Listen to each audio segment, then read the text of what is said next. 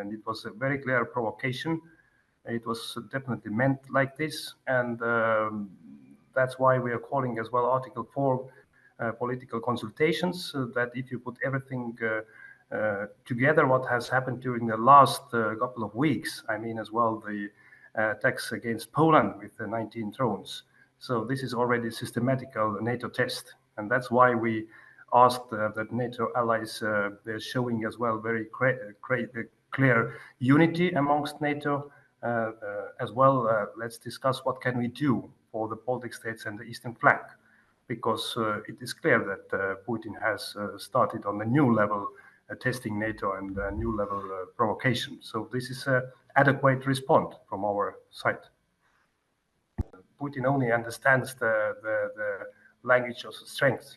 And also, if we're talking about Russian aggression against Ukraine, so we need to increase the military support to Ukraine. We need to increase the pressure to Putin using more sanctions, more tariffs. Also, we need to decide finally to start using the Russian frozen assets.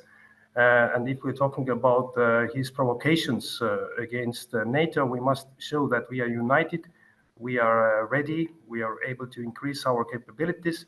For us as well, it is important that NATO shows and gives a message to Putin, but also publicly to our allies that NATO is united, and we take this situation very seriously, because the situation is very serious.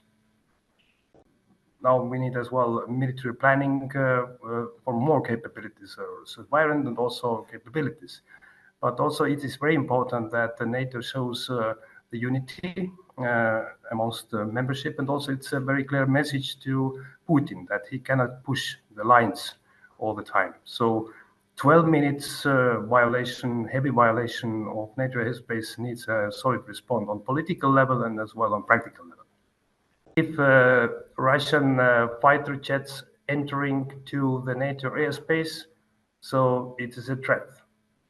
And also NATO responded in a very adequate ways. NATO fighters went up, and of course we had all the readiness to respond. But yes, happily they were escorted after 12 minutes out from NATO airspace. And if you have Russian fighters in your airspace, if you ask, is it a threat? Of course it is a threat.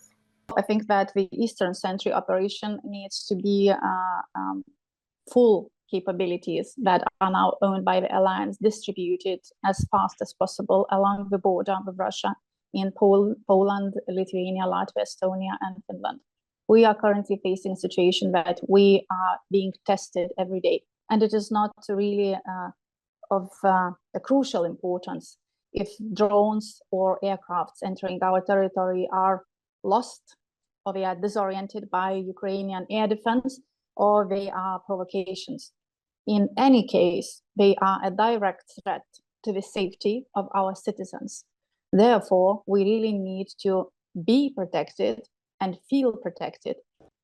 Eastern Sentry is a very good first step. Now we need to ensure that the scope of that operation is enough.